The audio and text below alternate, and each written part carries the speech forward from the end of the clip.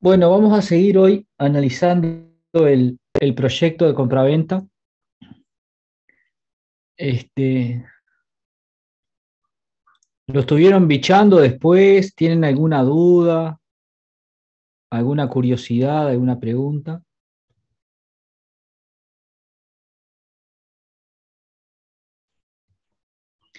Vieron que cuando hacemos la clasificación de los negocios jurídicos, no es estéril, no es porque, bueno, esto, vamos a hacer algo teórico porque el programa lo pide.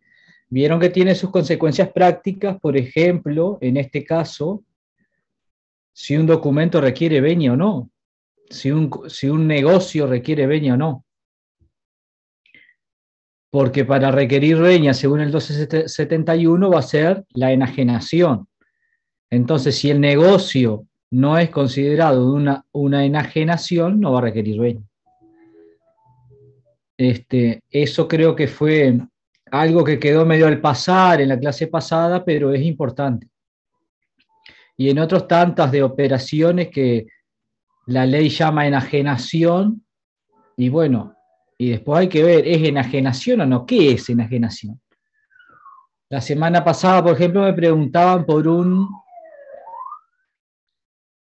era una prescripción adquisitiva de bien inmueble, y en el proceso el tribunal dispuso que se oficiara al Ministerio de Ambiente, porque en toda enajenación de inmueble afectado por un área protegida, se tiene que primero ofrecer al Ministerio de Ambiente si lo quiere adquirir. Este, Creo que la redacción es en toda oferta para enajenación de un bien inmueble, Que me preguntaron a mí, digo, no es una enajenación. ¿Por qué no es una enajenación una, una usucapión, una prescripción adquisitiva de bien inmueble sin justo título?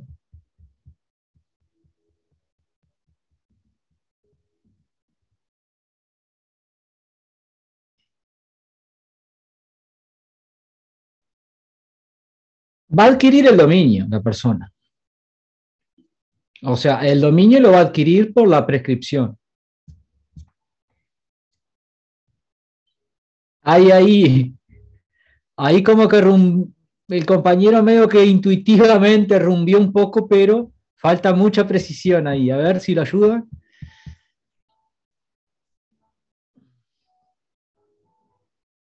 Ya vieron prescripción el año pasado, enajenación en el primer semestre y en el año pasado también, pienso, al ver tradición. Por el chat piden que repitas cuál es la pregunta, Hugo. La pregunta es, por $1000. Ahora todos se despiertan. No.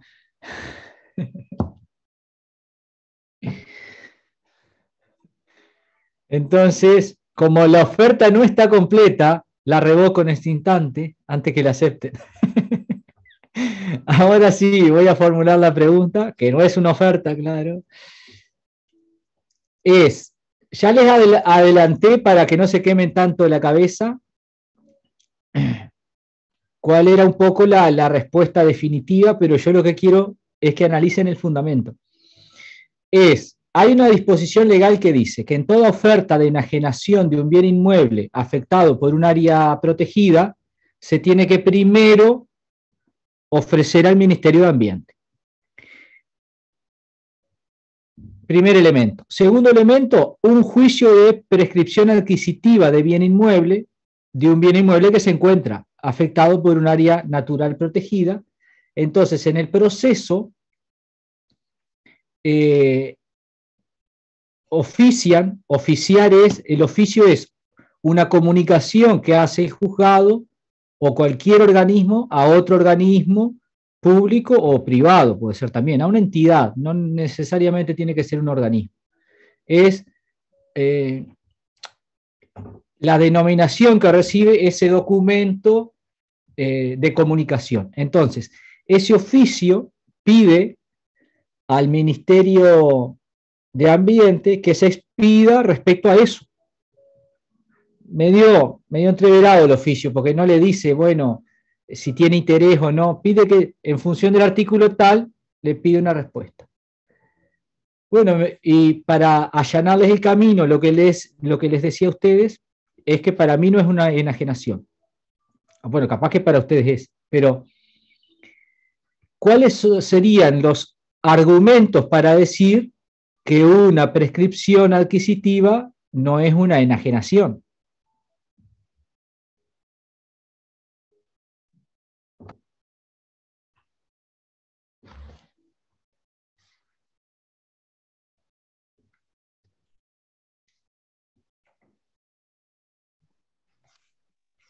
Hernández, Sí, Mateo. profesor, buenos días. Creo que la prescripción adquisitiva en realidad es la pérdida de los derechos del propietario. Eh, int- no es que voluntariamente le cede los derechos. Bien, a ver, Victoria. Buen día, ¿Qué es profe. eso? Ah, Hay dos Victorias. Hay dos Victoria, Victoria de Perdón. Marco primero y después Victoria Gómez. Ahora sí. No, que en realidad la enajenación hay una transferencia del dominio. Entonces yo entiendo que en este caso no se está transfiriendo, sino que se está adquiriendo, en este caso por la usucapión. Lo pienso por ese Bueno. lado, como que no se transfiere. Se va construyendo la cosa con el aporte de todos. A ver, Gómez. que la prescripción es un negocio de dispositivo extintivo. No es un negocio traslativo. Bueno, ahí vamos a hacer una aclaración. La prescripción no es un negocio y puede ser extintiva o adquisitiva. Bien, la extintiva, que fue la que vemos nosotros en obligaciones, es un medio de extinción, bien, de la obligación o del derecho ajeno, porque claro, como son derechos personales, de un lado está el derecho de crédito, del otro lado la obligación. Entonces, cuando se extingue uno, se extingue el otro. Pero también la prescripción, la que vieron en privado 1, vieron prescripción adquisitiva, supongo, como un modo de adquirir. Los modos de adquirir son la tradición, sucesión, la prescripción. Georgina. Buen día. ¿Se podría tomar en cuenta que la prescripción es un modo de adquirir originario de la enajenación derivado? Bien, bien. Eso es, creo que es lo primero ahí. Y de ahí saltan algunos caracteres que todos ustedes mencionaron. Fueron mencionando ahí, uno habló de, bueno, la voluntariedad sobre todo, que es importantísimo. Y después las perspectivas, ¿no? Porque uno cuando habla de prescripción adquisitiva se está parando como desde el punto de vista de quien adquiere, y la extintiva se está parando desde el punto de vista de quien del derecho que se ve extinguido. Ahora, primer punto, claro, es un modo de adquirir originario. ¿Y qué significa eso? ¿Te acordás, Georgina? Que no proviene de nadie, o sea, que no hay que analizar toda la transferencia de la propiedad de un lado al otro. Algo Sí, así, ¿no? especialmente que no requiere la voluntad de otro, y ahí vamos al elemento voluntario. La enajenación es voluntaria. Una enajenación existe la voluntad de la persona de enajenar. Bien, y ahí hablaron también de transmisión, de transmitir un derecho de un sujeto hacia otro. Y en el originario, en realidad podría decirse que en sentido muy amplio puede haber una transmisión, pero como no hay voluntad, en realidad lo adquiere originariamente, sin la colaboración, sin la voluntad del otro. El otro no tiene la voluntad de perder el dominio. Bien, y recuerden que enajenación en sentido amplio también podría abarcar hasta una renuncia. Bien, cuando el comunero, por ejemplo, no sé si recuerdan de privado 1, el comunero no, perdón, el coindivisario, cuando existe la medianera, puede abandonar, bien, parte de la medianera, y ese abandono, que es una renuncia, se puede ver como una enajenación en sentido amplio, porque el abandono que hace la persona de la mitad de esa medianera, o sea que va a implicar que el vecino, que el lindero, adquiera, bien, esa mitad de la medianera. Y eso también sería una enajenación en sentido muy amplio, o cuando se habla de la renuncia a un derecho que tiene, también podría hablarse de enajenación en sentido ahí bastante más amplio, ¿no? Pero lo importante acá es que, bueno, que hayan podido llegar al punto de la cuestión, porque acá, cuando me lo preguntaron a mí, había como 4 abogados discutiendo el tema, o sea, no crea, entonces está bueno que ustedes hayan llegado al punto de argumentación. Ahora,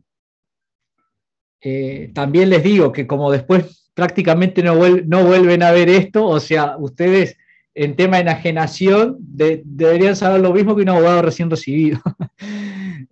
Igual después, cuando uno se recibe, generalmente tiene que ir de nuevo a la fuente, a la ley, a los libros, pero cuanto mayor sea la solidez de la formación, mejor van a andar, sin duda.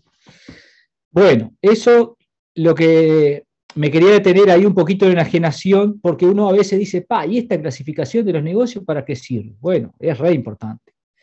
Aparte de que les da las bases para después comprender cada uno de los negocios. Bueno, vamos a seguir leyendo entonces el contrato. Estábamos en el objeto, creo. ¿Alguna pregunta de enajenación?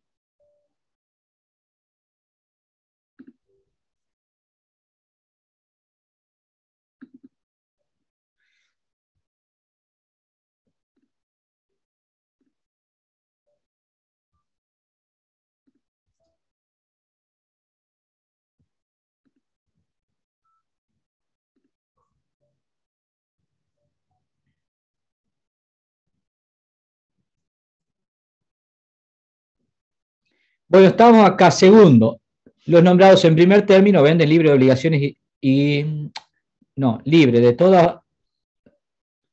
todas obligaciones, o de toda obligación, interdicciones, gravámenes, deudas, afectaciones mineras y ocupantes a cualquier título, en cumplimiento del compromiso de compraventa relacionado anteriormente a fulano de tal, que en tal concepto compra la propiedad y posesión. Decíamos, bueno, acá la famosa cláusula de título perfecto es esto, la propiedad. En tal concepto vende y el otro en tal concepto compra la propiedad. Si no dice la propiedad, rige el Código Civil, habíamos visto, y si rige el Código Civil, solo se obliga a transferir la posesión. Entonces, para que ustedes asegurar que se obliga a transferir la propiedad, hay que incluirla convencionalmente. Bien, entonces ahí tienen. Primero se regula convencionalmente, algo que repetimos mucho en obligaciones, y a falta de convención rige la ley. Entonces acá primero la convención, propiedad y posesión. Si no dijera la propiedad, se regula por la ley esa parte y solo transfieren la posesión. Del siguiente bien inmueble, y ahí describe el referente material del bien, el referente material de la posesión y la propiedad. Fracción de campo con alambrados, mejoras, Lo importante es ¿esto qué es? Dentro del objeto del contrato. La determinación. Bien, determinado, posible y lícito. Entonces, en la determinación, acá nosotros llegamos, bueno, se obliga a hacer la tradición de qué bien. Porque, claro, la prestación es la tradición. Bien, se obliga a transferir la propiedad y posesión de tal bien. Y el referente material es este bien inmueble, padrón 12.000 no sé cuánto, antes tanto, fracción 2. Generalmente acá se hace una descripción del plano, que eso puede ser relevante, por ejemplo, cuando es un bien que fue fraccionado, después fue fraccionado nuevamente, y a veces puede servir para aclarar si hay algún error respecto a la fracción del plano. Bien, a la fracción del padrón se aclara mediante el plano. Los planos se inscriben en la Dirección Nacional de Catastro, eso lo hace un agrimensor, esto ya no es tarea técnica del abogado o el escribano. Se describe la superficie y después el deslinde. Bien, que el deslinde es la descripción o determinación de los linderos en todos los puntos cardinales. Bien, así tenga 6 linderos, hay que describir los 6 linderos, y cuando el lugar del lindero da el frente a calle pública, también se describe. Esto lo van a ver, los que vayan a hacer notariado lo van a ver. No sé si verlo o padecerlo, porque todos los que hacen notariado dicen que es muy riguroso todo esto y terminan hasta con un poco de miedo a equivocarse. Yo les diría que no tengan miedo a equivocarse, no se equivoca el que no hace. Bien, tercero, que también es parte del objeto, porque decíamos el objeto es en la compraventa cosa por precio. Una de las prestaciones es entregar la cosa y la otra pagar el precio de la compraventa. Entonces acá también está determinado en la suma de dólares estadounidenses,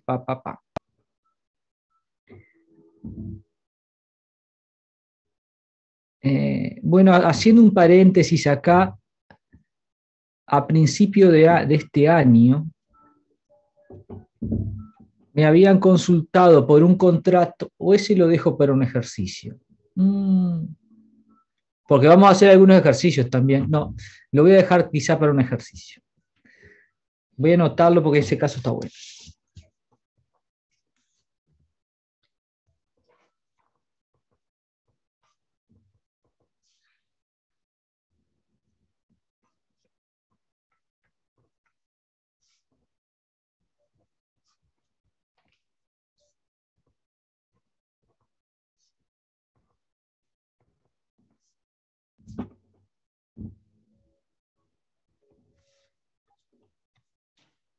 Bien, seguimos. ¿Alguna pregunta hasta acá sobre el objeto? Bueno, en el precio es el precio total y se paga en 2 partes, una antes del negocio y otra al momento de celebrar el negocio.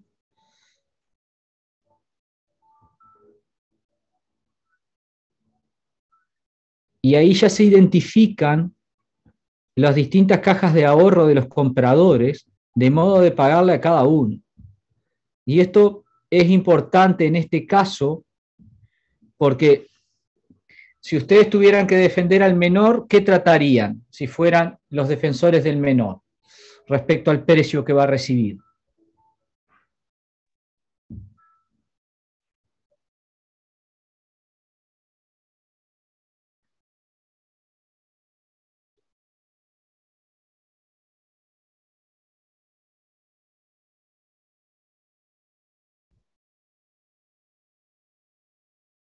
Bien, pero levanten la mano por favor antes, porque estaba Victoria, había levantado antes.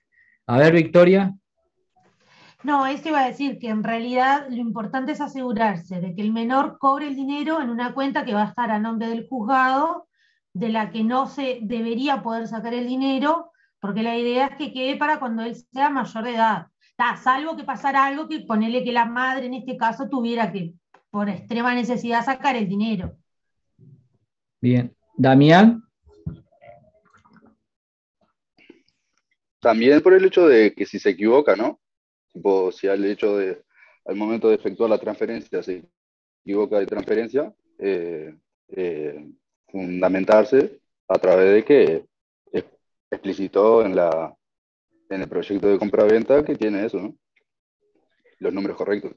Sí, lo importante es que llegue al patrimonio de la madre, que es la representante. En realidad él no tiene cuenta hasta ahora, hasta el momento del proyecto. Después, cuando yo evacúo, pido que se abra una cuenta, pero lo importante es, sea que vaya a una cuenta de él que ya esté abierta o a la cuenta de la madre. Lo importante es que pague, o sea, que no se mantenga la obligación. Ya si es una obligación a plazo, ya requiere otro análisis, ¿no? Porque ahí, si fuera una obligación a plazo, por ejemplo, una compraventa a plazos, ustedes siempre piensen que hay que asegurarse, en la medida de lo posible, que no exista perjuicio al menor, y el incumplimiento de un contrato implicaría perjuicio al menor. ¿Cómo ustedes podrían asegurarse de que se pague si el contrato fuera a plazo?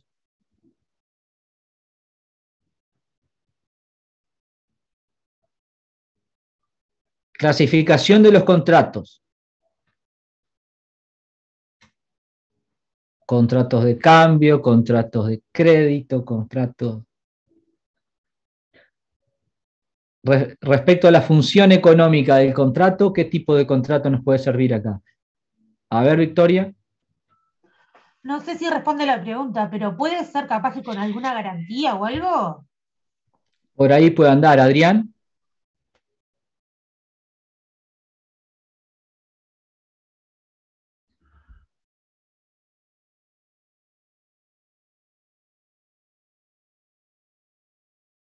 Bien.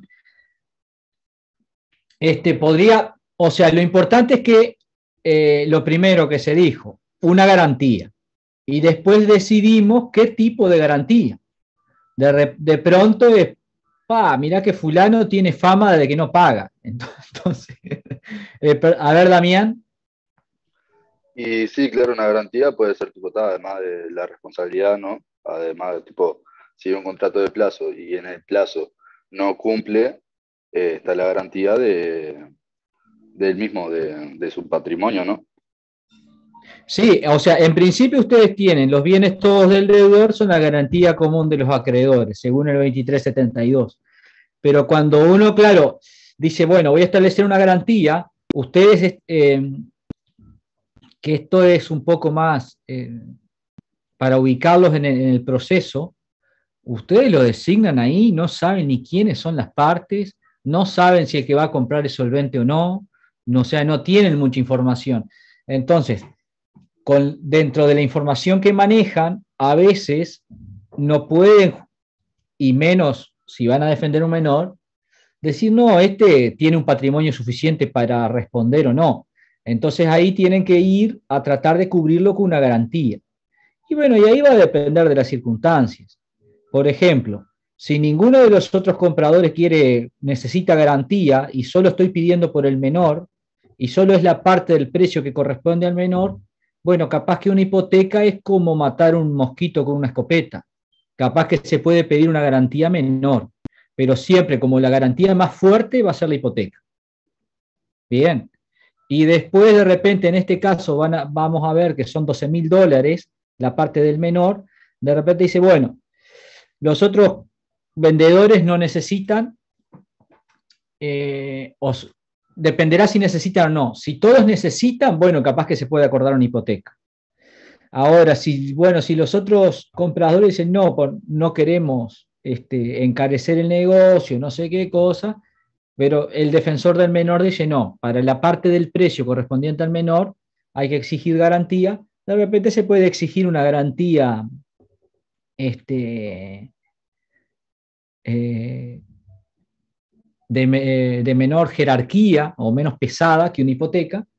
Puede ser una prenda, puede ser una fianza, ya para alguien que no conoce las partes es difícil, pero incluso se puede llegar a decir, bueno, como está pidiendo la garantía y la parte del menor no es tanta, paga la parte del menor al contado y lo que se hace a plazo es el precio correspondiente a los otros. O sea, después eso les va a dar la vida misma, el fluir de las operaciones le va a dar la solución más adecuada en el caso concreto.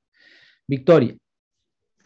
Y una consulta, profe, en el caso del menor, ¿no se podría pactar una cláusula penal, por ejemplo, de que si se incumple el contrato se pague X cantidad de dinero que como que cubra un poco el importe de pérdida del menor? No sé si se entendió la pregunta. Sí, entendí perfectamente. Gabriela. Yo iba por la misma línea que la compañera, de poner una cláusula de una mora con un monto bastante excesivo para que justamente se cumpla el cumplimiento del plazo del pago al menor. Bien. Adrián. Hay que prender la cámara, Adrián.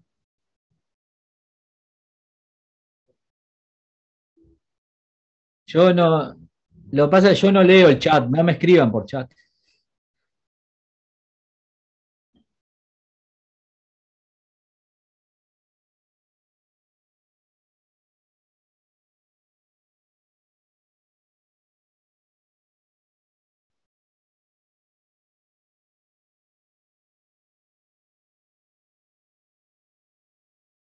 Bien, esa era una de las opciones, claro, que decíamos recién. Bueno, de repente para no complicarla, se acuerda, se le paga la totalidad al menor y se hace a plazos la parte del precio correspondiente a los demás. Y ahí todos felices y contentos, no hay que constituir garantía, no hay que nada. Respecto a lo de la cláusula penal, ustedes ahí tienen el razonamiento es el siguiente. La cláusula penal tiene una función punitiva y toda función punitiva cumple una función de disuasión. ¿Qué quiere decir disuasión? Bueno, si incumplo, se me va a imponer una multa. Es como el tránsito. Nadie anda a 44 kilómetros por hora porque es muy feliz andando a 44. O sea, anda a 44 porque si anda a 50 le van a poner una multa. Bien. Entonces, esa es la clara función disuasiva que tiene la pena, la sanción. Ahora, puede haber una función disuasiva a través de una multa, pero el tema de la garantía apunta a algo más que eso. ¿A qué apunta la garantía? Que desde arranque un compañero hizo una intervención y se aclaró muy por arriba eso, por eso ahora me quiero detener, porque veo que puede haber confusión entre la función de la pena y la función de la garantía. Renato. No, la garantía apunta a que se satisfaga el interés del acreedor. ¿Y cómo lo hace a eso? Lucas. Buen día.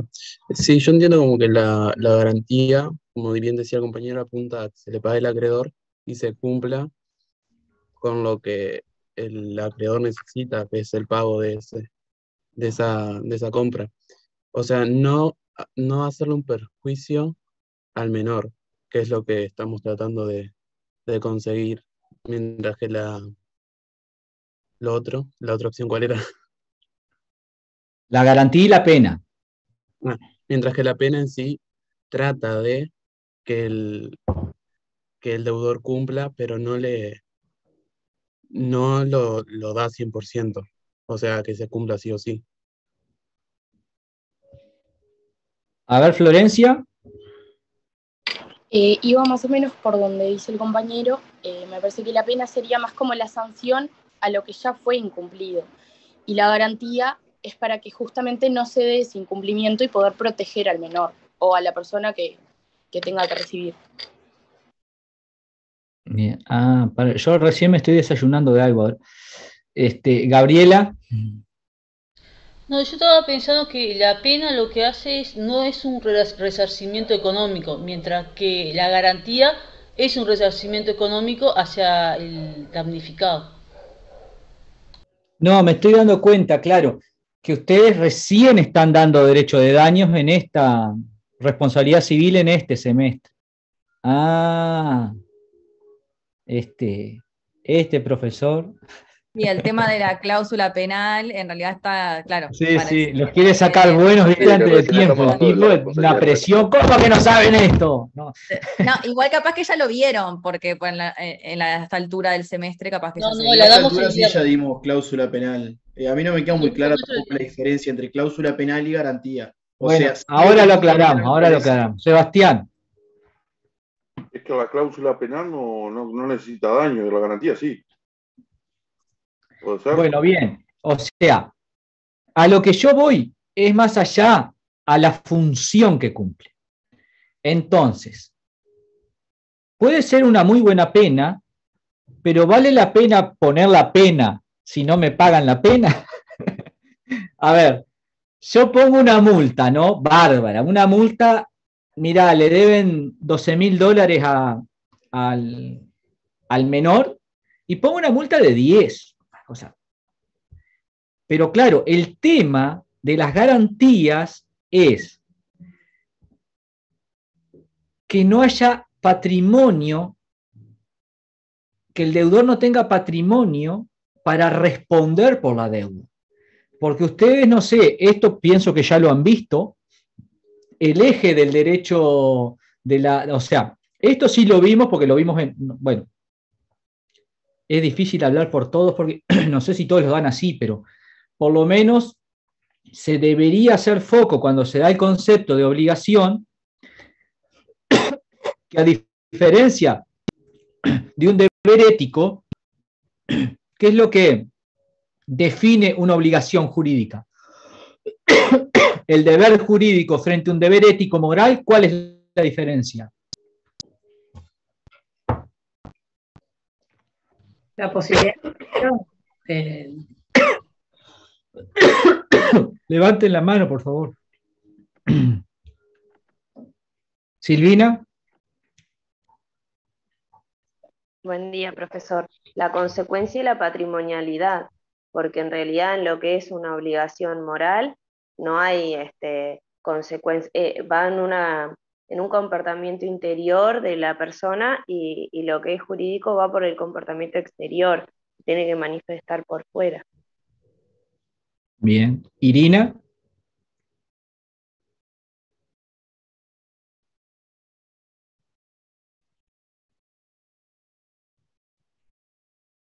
Ahí estás, perdón.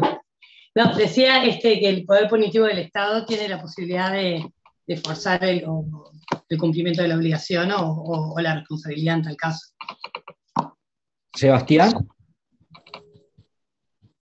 ¿Estaríamos hablando de las obligaciones de medios y de resultados, puede ser? No, solamente cualquier obligación, sin distinguir de qué tipo. ¿Puede repetir la pregunta, profe?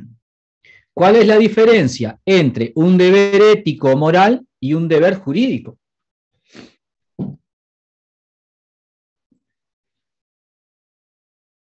Victoria, que se le había caído la mano ahí, volvió.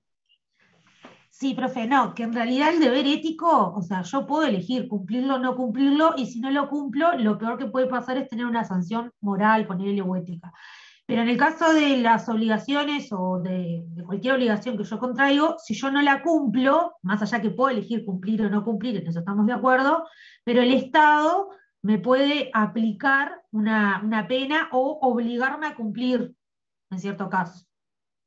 Bien, Mateo. Yo iba a decir, por ahí venía la mano, sí, el tema de la reprochabilidad. ¿Quién te puede reprochar el incumplimiento de un deber moral? Es la sociedad, poniéndote o excluyéndote un poco de la sociedad o calificándote de tal o cual tipo de persona, y quien te puede reprochar los deberes jurídicos es el Estado. Bien, Damián. La diferencia para mí está en que uno es un imperativo, o sea, la norma judicial es un imperativo en que te ordena tal comportamiento, y algo más moral y algo más de cada uno, más subjetivo, digamos. Bien, esperen que voy a buscar algún esquema si tengo.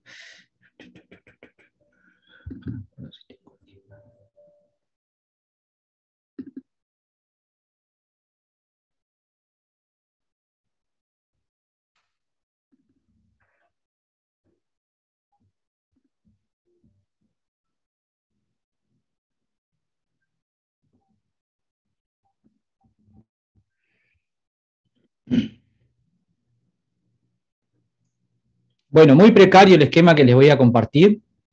Si alguien se apiada de mí, después lo quiere hacer prolijo y mandármelo para que lo comparta con las futuras generaciones, bienvenido sea. Pero por ahora es lo que hay.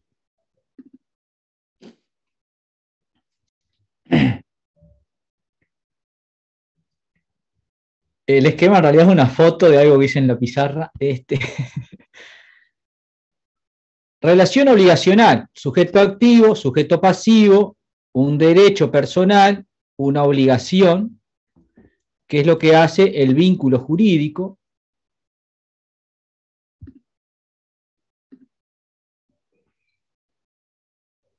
(1441) recuerdan que distingue las obligaciones civiles de las naturales. Civiles son las que dan derecho a exigir en juicio su cumplimiento, dice. Y ahí cabe también la distinción con los deberes morales. Como bien dijeron, los deberes morales no son los deberes de una persona de apellido Morales, son los deberes que no tienen una imposición coactiva. Bien, o sea, llega el profesor, entra al salón y no dice buenos días, entonces dice, y ni siquiera dice buenos días. Bueno, hay un deber moral, quizá ético, pero ¿es imponible eso coactivamente? No, no lo es. Entonces decimos, las obligaciones jurídicas son aquellas que se pueden imponer. Pero ¿cómo se impone eso? ¿Cómo es que el Estado puede imponer? Bueno, tenía que pagar el precio.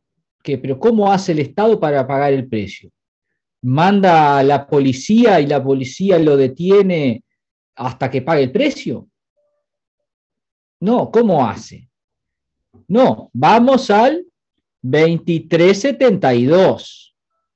Bien, cuando hay incumplimiento, la imposición coactiva lo que va a implicar es la responsabilidad civil, que va a terminar ¿dónde? En el 2372. Los bienes todos del deudor son la garantía común de los acreedores. Entonces, ¿cuál es la responsabilidad? Acá paréntesis, hay no responsabilidad civil, administrativa y penal. Si lo que incumple es un deber que da, que implica la configuración de un delito, si la norma dice no matarás y el tipo mata, bueno, también hay una responsabilidad penal y la coacción del Estado va a direccionarse a la privación de libertad del sujeto, bien, pero con fines de rehabilitación, según la Constitución de la República.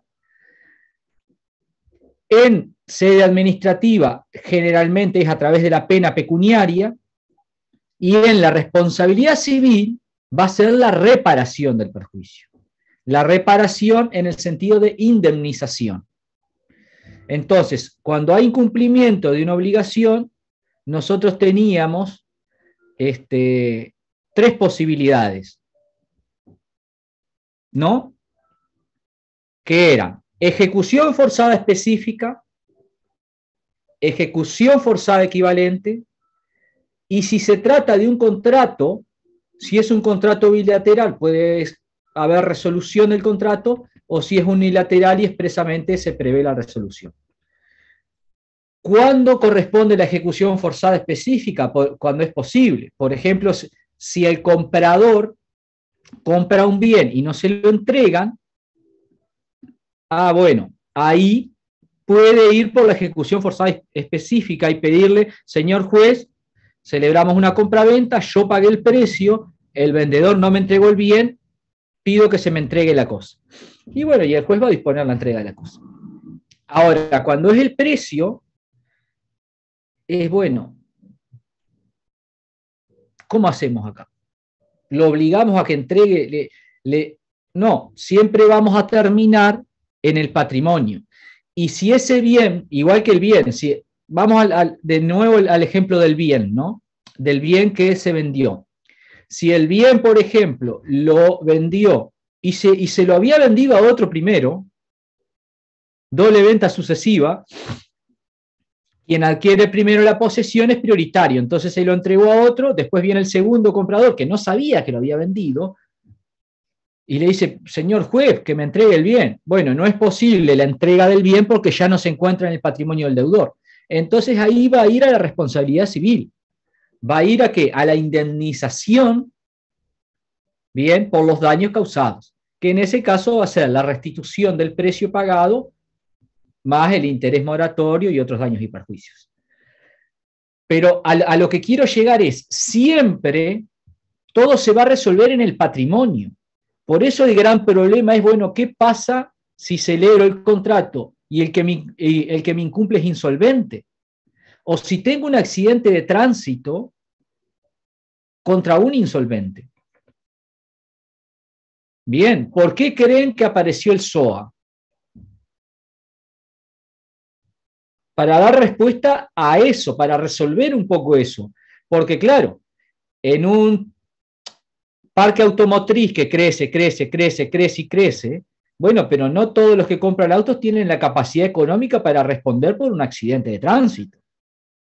O sea, un accidente de tránsito que deja a una persona parapléjica, por ejemplo, es mucho dinero para responder, dependiendo de la edad. Y ahí aparecen los seguros, por ejemplo, para dar respuesta a ¿qué? A los problemas de la insolvencia.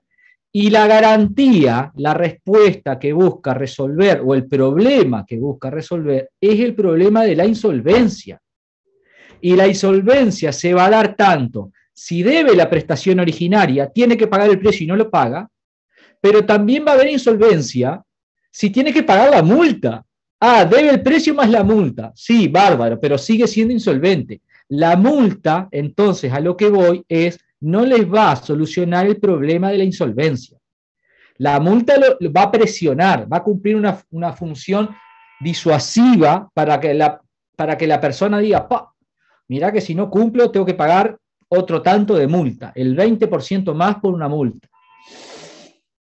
Entonces, claro, eso disuade. Pero si en definitiva no cumple, la insolvencia, la multa no me va a solucionar el problema de la insolvencia. Por eso están las garantías. Porque la garantía que hace afecta un bien de ese patrimonio específicamente para el cumplimiento de la obligación. O bien, al 2372, ese que tiene la persona en las espaldas, le agrega otro 2372. Este es el caso de la fianza. Viene un fiador y dice, yo soy fiador de las obligaciones de Huguito. ¿Qué quiere decir? Que tiene un 2372 más el otro 2372 del fiador. Bueno, ahí estoy mejor. Mejor si el fiador es solvente, ¿no? Porque si pongo lo de fiador a otro Huguito más, bueno, está. No va a tener mucho patrimonio para responder. El tema es que eso lo van a ver después en contratos, cuando vean los contratos de garantía, es que con las garantías reales lo que se hace es afectar un bien específicamente para el cumplimiento de un contrato específico. Y eso les permite solucionar el problema de la solvencia. ¿Alguna duda acá? O sea, es una explicación que quizás si no vieron derecho de daños, les pueden quedar muchas cosas para conectar, pero es la explicación que les puedo dar a esta altura. Porque si profundizo más, sin que hayan visto derecho de daños, probablemente se entreveren más aún. Damián. No entiendo cómo soluciona la solvencia de la garantía. Si vos no tenés un patrimonio el cual dar de garantía y tenés un accidente, ponele, no va a tener la solvencia igual, aunque tengas cualquier garantía. O sea. No, O sea, no, porque estamos hablando de que justamente, la garantía del seguro. no. Fussel, el seguro no es una garantía, es un seguro. A veces las aseguradoras hacen de garantía. Por ejemplo, Puerto Seguros hace garantía de alquileres. Pero son funciones, si bien la finalidad última tiene puntos de contacto porque lo que busca es resolver el problema de la insolvencia, funcionan de manera distinta. Porque, por ejemplo, un seguro, lo que pasa es que no me quiero meter porque se van a agarrar un entrevero. Un seguro no va a responder por dolo o culpa grave, y yo justamente en una garantía lo que quiero es que responda si hay dolo o culpa grave o culpa, tiene diferencias. A lo que yo me fui después fue a las garantías personales o reales. ¿Cómo lo soluciona? Porque usted tiene, le hacen un dibujo. Le hacen un dibujo.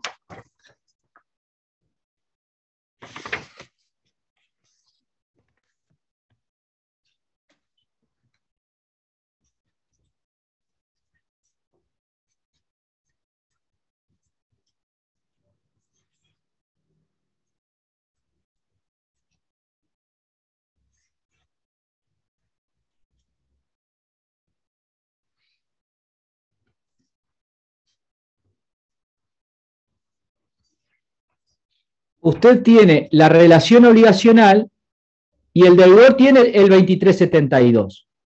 Y le agrega una garantía, que puede ser otra persona que viene, ¿bien?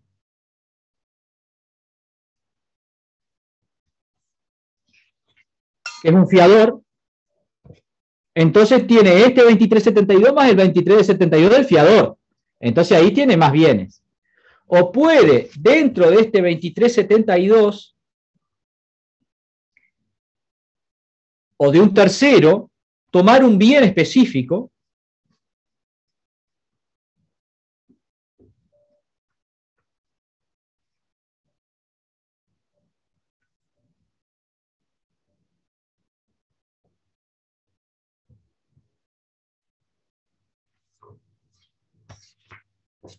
y ahí hablamos de garantías reales, afectar un bien específicamente a la deuda.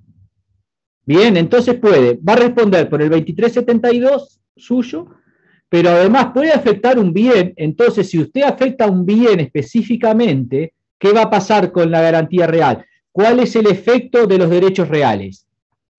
Que siguen a la cosa. Entonces, si usted tiene una determinada deuda y hace una hipoteca de un bien inmueble, por más que enajene ese bien inmueble, siempre ese bien inmueble va a quedar afectado al pago de esta deuda. Entonces ahí no se produce la insolvencia, porque la insolvencia, ¿qué es? El vaciamiento del patrimonio, cuando el patrimonio está vacío, cuando el patrimonio no da para pagar las deudas. La insolvencia es como hacer una operación y decir, bueno, mi patrimonio es deficitario, no me da para pagar la deuda. Entonces, las soluciones que hay, o agrego un bien específicamente, que son las garantías reales, o agrego una persona fiadora que me va a agregar otro 2372 que va junto con este. ¿Se entendió ahora? Un poco mejor. Claro, por eso antes obligaciones y derecho de daños estaban juntos, porque es lo primero que se da en la clase de obligaciones, que es, bueno, ¿qué es una obligación? ¿Y por qué? Porque tiene que responder después, y responde patrimonialmente, está todo un punto de contacto con el derecho de daños. Entonces, para que no quede como que nos fuimos muy lejos, lo importante acá es que ustedes razonen que si ponen una multa, no les va a solucionar el problema de la insolvencia. Bien, eso es lo que me interesa que queden claro. Si ustedes prevén una multa, no les soluciona el problema de insolvencia. Lo que le va a solucionar el problema de insolvencia son las garantías.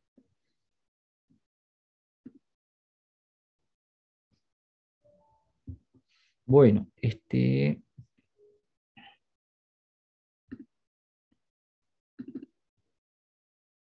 entonces, bien, el precio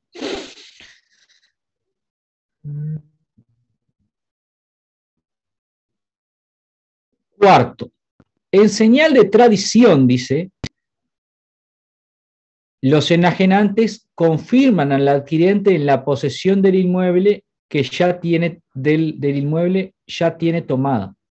No está redactado muy lindo este contrato.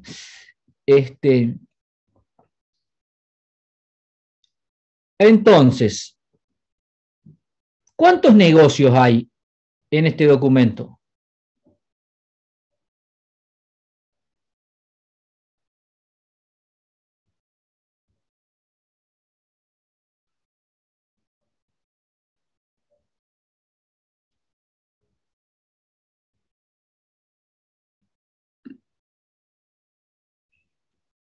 Repito la pregunta, ¿cuántos negocios jurídicos hay en este documento que estamos mirando? Por el chat ponen 1. Bueno, yo lo digo porque saben que tienen que intervenir hablando, así que los invito a Lucas López, dice 1. No lo veo, Lucas, ¿dónde está? ¿Y cuál es ese negocio? La compraventa. La compra-venta. A ver, ¿se escuchan? No se me duerman, vamos que es mediodía, queda todo el día todavía.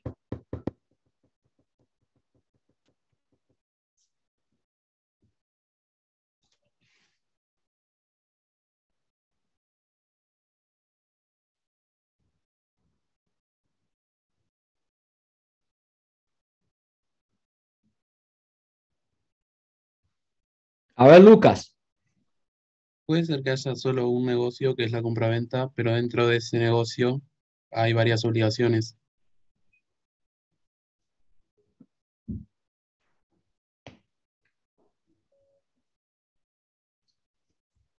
Por ahora estoy preguntando. Vamos, no lo dejen solo el compañero, a ver. Yo, por lo que entiendo, hay un negocio solo y es la compraventa.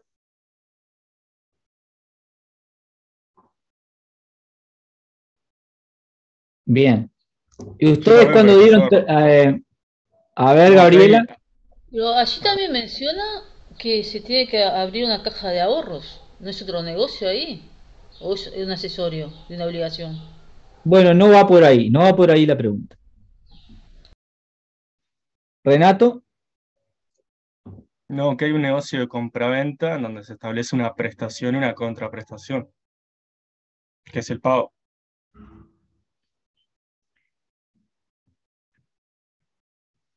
A ver, les pregunto, ¿compraventa y tradición son lo mismo? No, porque la tradición vendría a ser un negocio jurídico declarativo, porque ellos tienen que declarar que él tiene esa, ¿cómo es que dice? Ellos tienen que confirmar y declarar que a causa de la compraventa él tiene la posesión. Bueno, me Sería está otro gustando negocio. este taller, ¿eh? Porque es como que les cuesta tremendamente bajar a tierra y creo que ahora es que es el momento. Y bueno, siguiendo supongo lo de la compañera, está el negocio de la compraventa y la tradición que declara la compraventa justamente, ¿no? Bien, hay dos negocios, sí. Ahora vamos, compraventa y tradición, pero no es que la tradición declare la compraventa o que uno lo declare al otro. Esto quizá los que estuvieron conmigo, yo hice mucho hincapié en eso, no sé si todos los docentes lo hacen, entonces vamos a hacer de vuelta mucho hincapié en eso.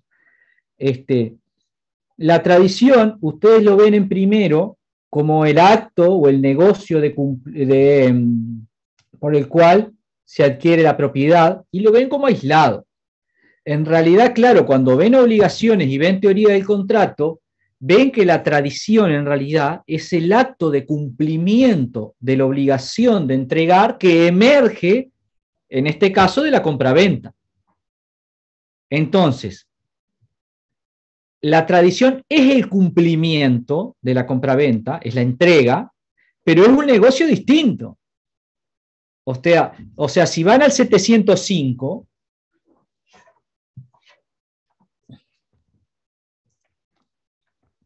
creo que es el 705.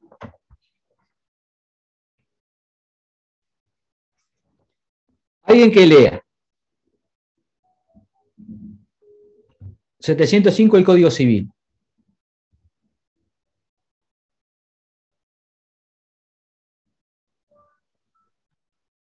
¿Lo leo, profe? Sí. Los modos de adquirir el dominio son la ocupación, la accesión, la tradición, la sucesión por causa de muerte y la prescripción. Los títulos de adquirir solo producen efecto personal. Esto es derecho a la cosa, ad rem. Bien, en base a esto es como el artículo germinal que dice, mire, por un lado están los modos, bien, y por el otro lado los títulos. ¿Los contratos qué son? Títulos hábiles. Títulos que producen efecto personal.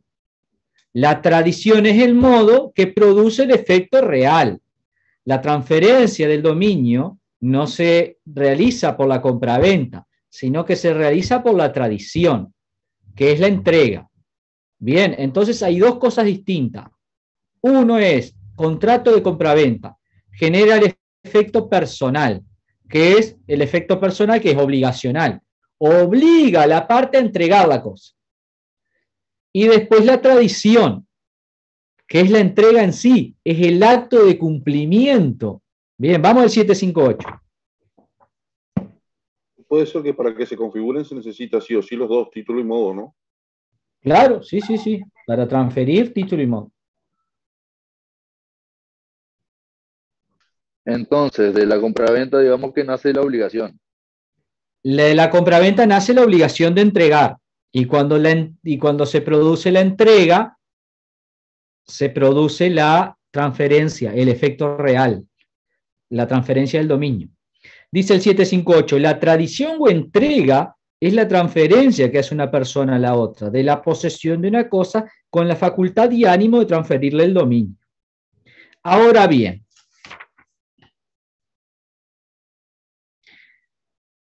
dice el 760, la tradición real es la que se verifica por la aprehensión corporal de la cosa hecha por el adquirente u otro en su nombre. O sea, la tradición es real cuando yo entrego directamente. Porque el 759 decía, la tradición es real o ficta. La tradición ficta, el 763 dice, tradición se llama simbólica siempre que no se entregue realmente la cosa, sino algún otro objeto representativo de ella, y que hace posible la toma de posesión. En este caso, a ver, vamos a ver si hubo tradición real o ficta.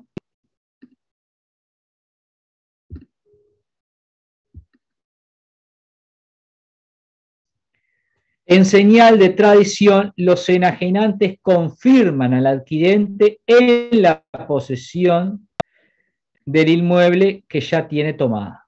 Está raro redactado, pero la idea es que ya ya le fue entregado el bien y confirman a él en la posesión. O sea, están haciendo una declaración de la tradición. Acá también podría decirse, como en otras compraventas, por ejemplo, cuando no ha sido entregada la cosa y se va a entregar posteriormente, dice, los compradores declaran que de aquí en más tienen la posesión el nombre del comprador, o sea, o tienen la cosa el nombre del comprador, o sea, que la posesión la tiene él. Hay una cláusula siempre, o generalmente, mejor dicho, en los contratos, una cláusula de tradición. Y esa cláusula de tradición es el negocio de tradición prácticamente. Bien, sobre todo cuando hay tradición ficta. Bien, cuando hay tradición ficta, a esa que refiere el 763, que después sigue en el 764, dice, la tradición simbólica puede tener lugar por la entrega de las llaves del almacén, donde se encuentran las cosas, por la entrega que el vendedor o el donante de una finca haga de sus llaves al comprador, por la entrega de los títulos de la cosa. Entonces siempre esa entrega que se hace en el momento, bien, se declara en una cláusula dentro del contrato de compraventa. Entonces, a lo que voy, es normal que dentro del contrato de compraventa exista una declaración respecto al negocio o tradición. Bien, entonces un mismo instrumento recoge los dos negocios ya. Entonces es importante que ustedes tengan presente eso, porque si ustedes no lo identifican en el contrato, a ver, supongo que antes de tener privado 1 y obligaciones, como la mayoría de las personas piensan que el dominio se transmite por la compraventa y listo. O sea, si ustedes le preguntan a cualquiera que no haya estudiado derecho, ¿cómo se transmite la propiedad de una cosa? Por la compraventa. Es lo que piensa la mayoría de las personas que no estudiaron derecho. Claro, cuando llegan a la facultad, no, mirá que es más complejo, porque ahí se ve que tenían mucho tiempo para estudiar, le buscaron la vuelta y recogieron del derecho romano que la propiedad se transmite con la tradición. Entonces, claro, para facilitar la cosa, descomplejizarla un poco, es normal que en la compraventa ya se recoja la cláusula de tradición. Bien, o sea, sí, mire, ya se le entregó la cosa, o ya en este acto le entrega la llave, o declaran que tienen la cosa a nombre del comprador, para resolver el tema de la tradición. Bien, entonces ya en el título, en el propio título, les va a quedar la prueba o la acreditación del título y del modo. Si no se declarara nada en el título, después habría que salir a probar que se le entregó la cosa y que tiene, ¿se entiende? Que sería un poco más complejo. Entonces se declara todo en el título. Victoria. Una consulta, profe. En este caso de la venia, ¿es normal? Porque digo, desde donde yo lo analizo, que no quiere decir que sea correcto, ¿no? Para haber hecho la tradición, ¿no tendría primero que haber tenido aprobado el tema de la venia? Porque si no se le autoriza al juez, o sea, ya le dio la cosa a la otra persona. Más allá que después capaz que hay medios para reclamarla y todo, pero no debería ser al revés. Sí, Capaz que lo a ver, mal. esperen.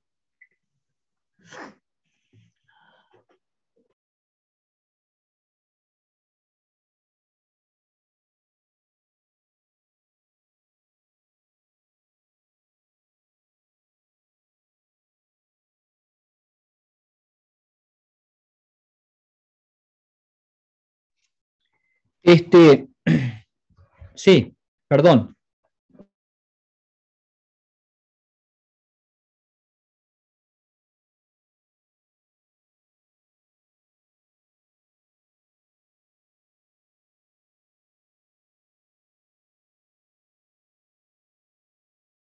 Una cláusula que la hacen como un ritualismo prácticamente, pero acá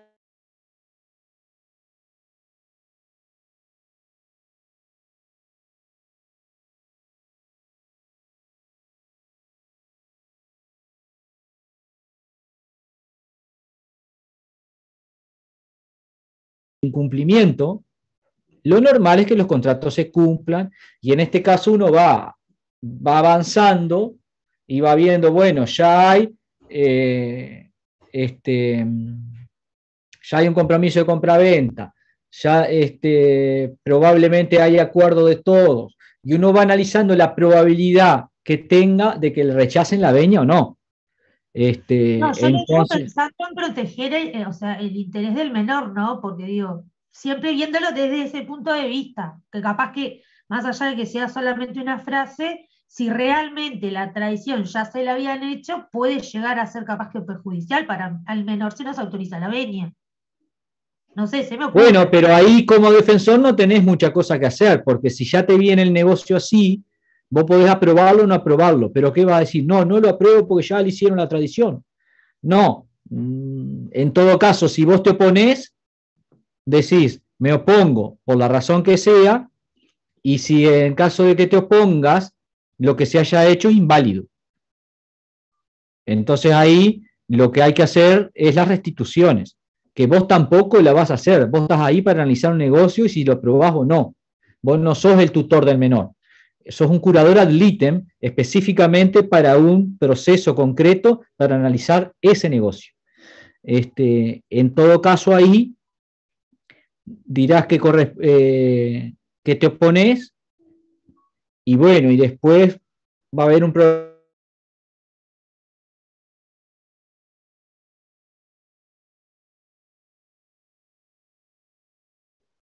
Va a ser inválida,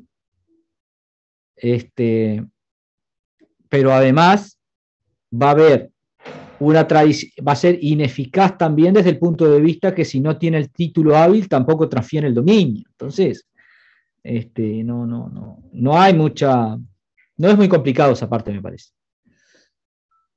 Pero está bien el haberlo advertido. Adrián.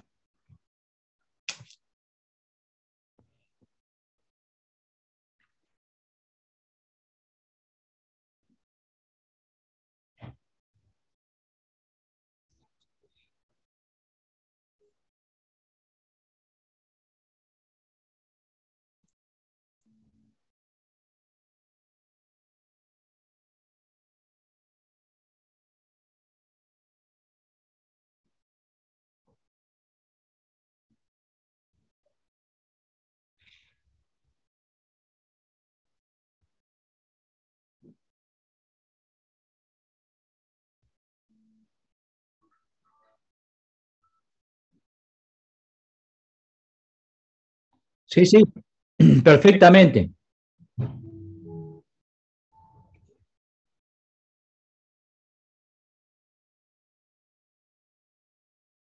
Sí, puede haber venta de derechos posesorios, por ejemplo, que no transfieren el dominio, va a transferir el derecho posesorio. Normalmente cuando alguien es ocupante y va adquiriendo los derechos posesorios, después los puede enajenar, y en realidad ahí precisamente es una cesión de derechos posesorios, no se le llama compraventa, sino cesión de derechos, y puede haber también una compraventa donde no se entregue la posesión, por ejemplo, vende el inmueble y lo tiene arrendado. Bueno, ahí no se... pero puede haber una cláusula ahí, y generalmente la va a haber, por más que no haya entrega, de que la cláusula que yo refería, creo que fue la segunda que referí, la redacción, que es que de aquí en más se hace una tradición ficta, o sea, se declara que la posesión la va a tener el comprador, por más que no haya entrega material. Entonces, claro, porque el acto, o sea, ahí por más que no tenga la tenencia, está haciendo el acto de dominio del bien en cuanto tolera la permanencia del arrendatario, y se produce la cesión del arrendamiento por el 1792, si estuviera inscripto. O sea, va el nuevo comprador va a ocupar la calidad. ¿Vieron? En obligaciones hablamos de cesión de parte.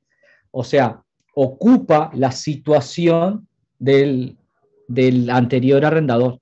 O sea, el que arrendaba era Hugo, Hugo vende el bien, entonces el comprador, Pepe, ocupa el lugar de Hugo, tanto en la propiedad de la cosa como en la calidad de arrendador, si estuviera inscripto. Entonces le es oponible el plazo del arrendamiento. Eso lo van a ver en contratos. No quiero marearlos mucho ahora. Bueno, después, las declaraciones. Esto, bueno, no. Es algo, sí, bien para técnica notarial. Lo que es importante de las declaraciones aquí puede ser el proceso dominial del bien, que es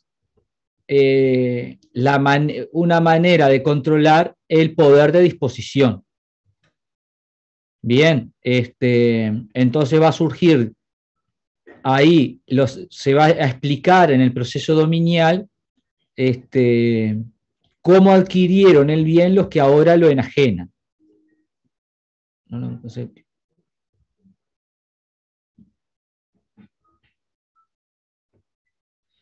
Bueno, acá declara que conoce a los comparecientes, que se otorgó la venia, o que se va lo deja en blanco porque no se ha otorgado.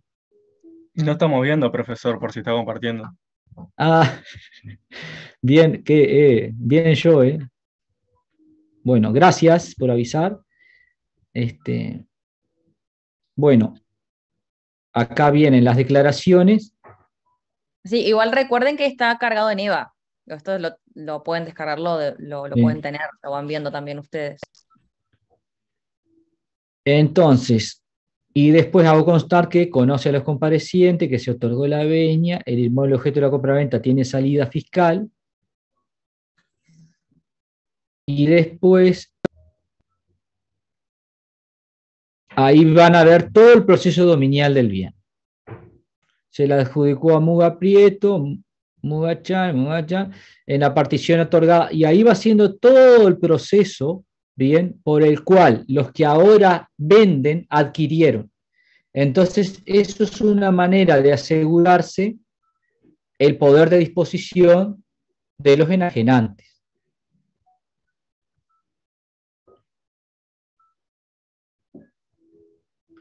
Bueno, controla la contribución y otras cosas que son de técnica notarial. Vamos a ver ahora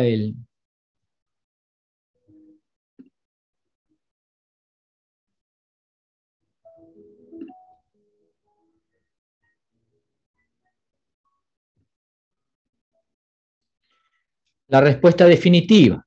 Entonces acá sí, en la anterior se pide lo que le faltaba al defensor para controlar.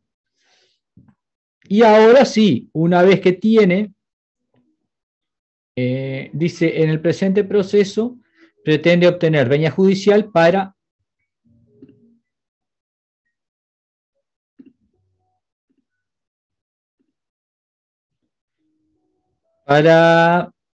celebrar compraventa y tradición. Vieron que hago referencia a los dos negocios del bien inmueble de la papá respecto al menor tal Muga Medero.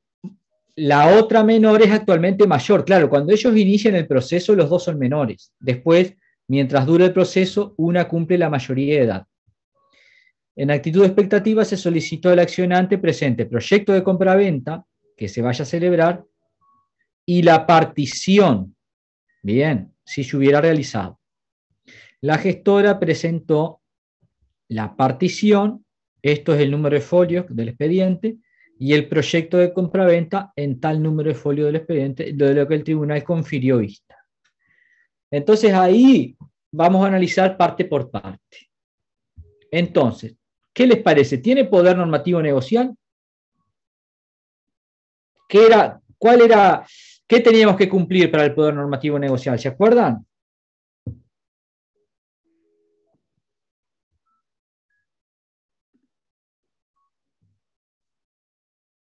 Irina. La mayoría de edad, la capacidad. No, lo que pasa es que ahí si cumple la mayoría de edad ya no necesita la venia. Ah, claro. Como menores, ¿qué requisitos, Adrián?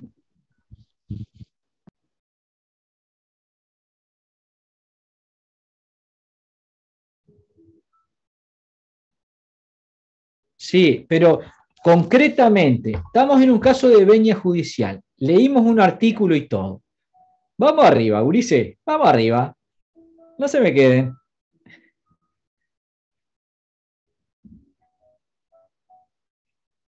¿Cómo es la pregunta? Perdón que no la entendí bien. ¿Cuáles son los requisitos para poder cumplir con el poder normativo negocial, para cumplir el presupuesto de poder normativo negocial en este caso concreto? No que es el poder normativo negocial, no, en el caso concreto. Bajado a tierra. Sí, a ver, Irina. La representación, la capacidad de representación, el poder de representación. No, ¿Poder de representación es poder normativo negocial o poder de disposición? Poder de disposición. Bien, entonces, poder normativo negocial, Damián. No es la capacidad de obrar, de adquirir derechos y deberes. No, capacidad de obrar no es lo mismo que poder normativo negocial. Capacidad de obrar no tiene.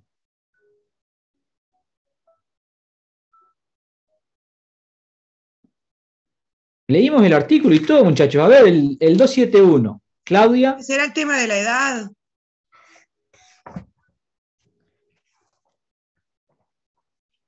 Bueno, estamos acá para eso, para bajar a tierra. ¿Dónde se regula el poder normativo negocial de los menores para enajenados? cuando están sujetos a patria potestad. Entonces, tenemos que ubicar el caso. Bueno, ¿qué tenemos en el caso? Tenemos una madre que está pidiendo una venia para enajenar. Ah, bien, entonces, se trata de un menor sujeto a patria potestad que quiere enajenar. Ay, profe, ya me acordé, es lo de No, que esperen que les dé la palabra, a ver quiénes no han hablado, a ver, Mía que no ha hablado, y quién más no ha hablado de los que están levantando ahora. Bueno, Mía se fue ahora. No, bajé la mano porque como me habías dicho ya la había bajado, pero... Bueno, sí. No, que lo que usted estaba diciendo está regulado en el 271. Fue el artículo que leímos en el inciso 1, que lo que Y bueno, ¿y qué se necesita? la autorización del juez, que es lo que tenemos ahora. Eso sí, pero para cumplir con los requisitos del 271, ¿qué pide?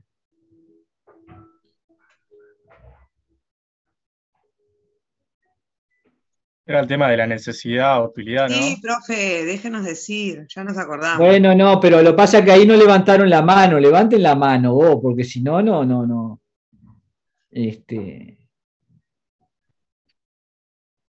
Bueno, era eso, sí, está.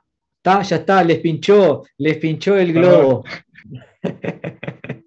Bueno, ¿alguien quiere agregar algo de eso? Porque está la necesidad. ¿Y listo? ¿O no? ¿O lo interpretamos eso de alguna manera?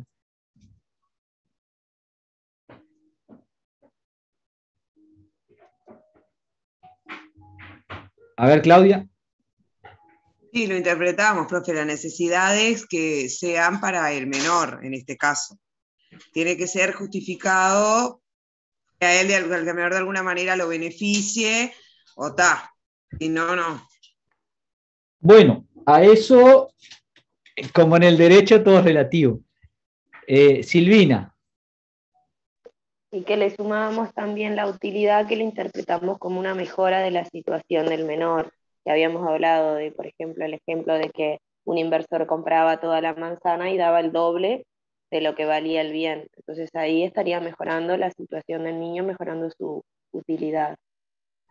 Bueno, y acá de lo que tenemos es, la madre se presenta diciendo, mire, acá hay un bien en división, son como 15 herederos copropietarios del bien, no sé si 15, pero como 10 son. Y bueno, vengo a pedir la autorización para venderlo. No explica mucho, cosa que a veces uno dice, no explican nada, cómo se la juegan a la bondad del juez prácticamente, porque uno tiene que argumentar las cosas, porque si el juez le dice que no, va a tener que recurrir.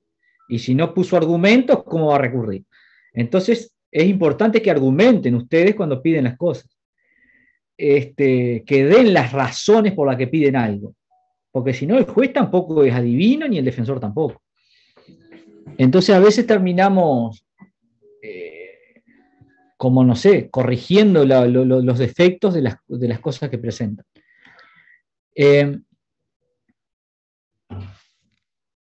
Básicamente lo que se argumenta es la coindivisión, después se presenta una tasación que justifica el valor en el que se vende, y no mucha cosa. ¿Y ustedes qué dicen? Tampoco los voy a presionar mucho con esto, porque no creo que necesitan más elementos a veces para saberlo. Victoria. Profe, ¿no es que la tasación daba un importe menor al que se vende en realidad? Entonces por ese lado se puede ver la utilidad. Bueno, podría ser. Silvina. Yo creo, profe, que sí, que faltan elementos, porque en realidad tampoco es que justifique la utilidad ni manifiesta. Hay que prender la cámara, necesidad Silvina. del menor. Sí, profe, lo que pasa es que en este momento me levanté, recién la tenía prendida, pero me levanté porque mi hija se va a la escuela, pero estoy acá igual. Bueno, ahí me quiero, a ver, antes Victoria. ¿Y qué hora son? Que hablamos también de que el negocio no perjudicara a los otros titulares del dominio, o sea, los menores no perjudicaran a los otros. Bien metida esa carta, bien jugada.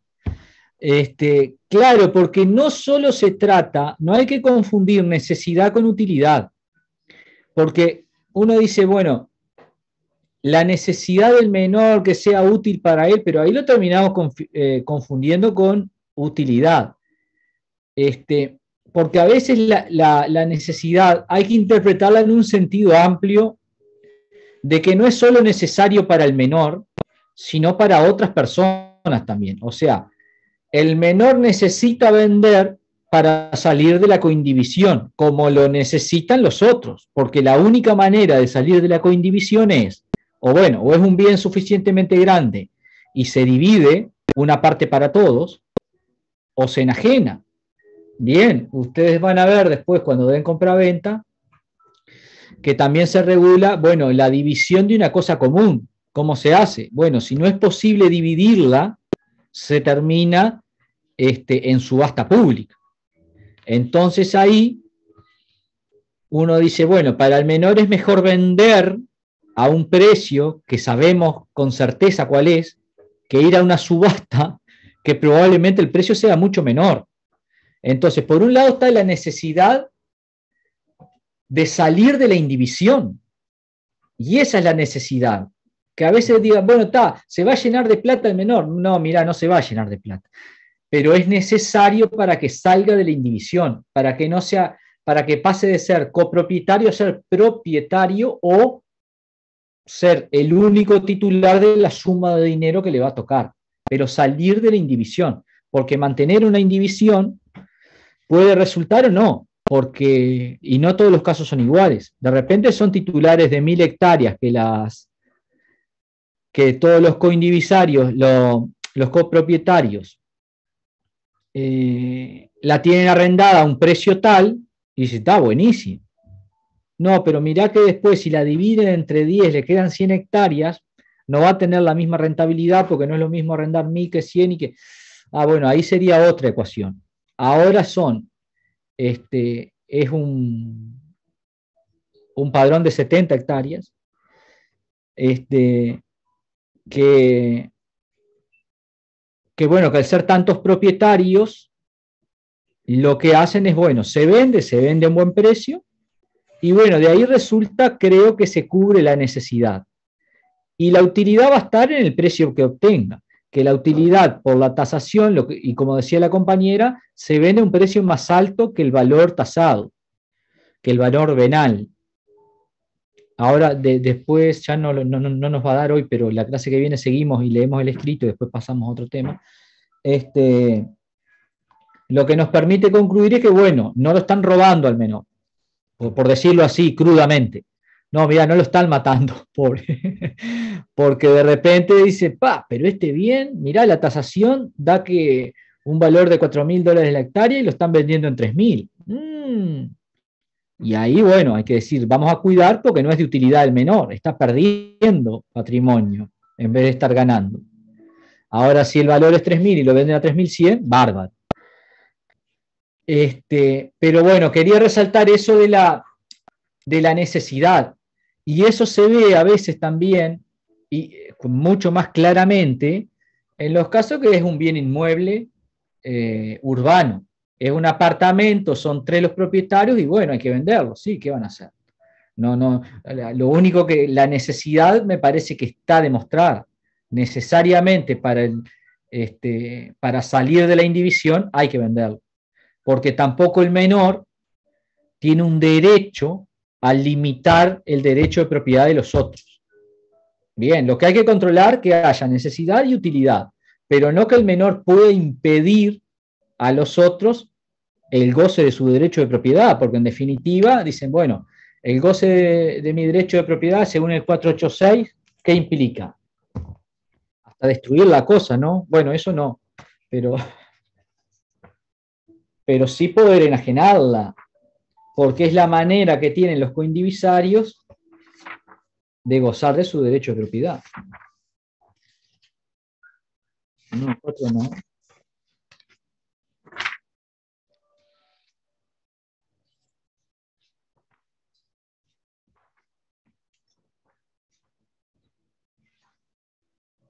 El 487, perdón. Dice, el derecho de gozar y disponer de una cosa comprende el derecho a los frutos y a todo lo que se une accesoriamente, el de servirse de la cosa, el de cambiar la forma, el de destruir enteramente la cosa si le conviene, el de impedir que los demás se sirvan, el de enajenar la cosa en todo o en parte. Entonces, claro, cuando hay una copropiedad, obviamente uno no va a imponer su derecho de destruirla contra los demás, no, pero sí tienen el derecho de enajenarla, sobre todo cuando el código específicamente prevé que para salir de la indivisión, cuando no admite cómoda división, dice el artículo, la manera de salir de la indivisión es la venta en subasta pública. Y una venta en subasta pública, en este caso, perjudicaría al menor. Es un poco lo que van a ver en el escrito. Bueno, seguimos la clase que viene. Son y 21. ¿Alguna pregunta?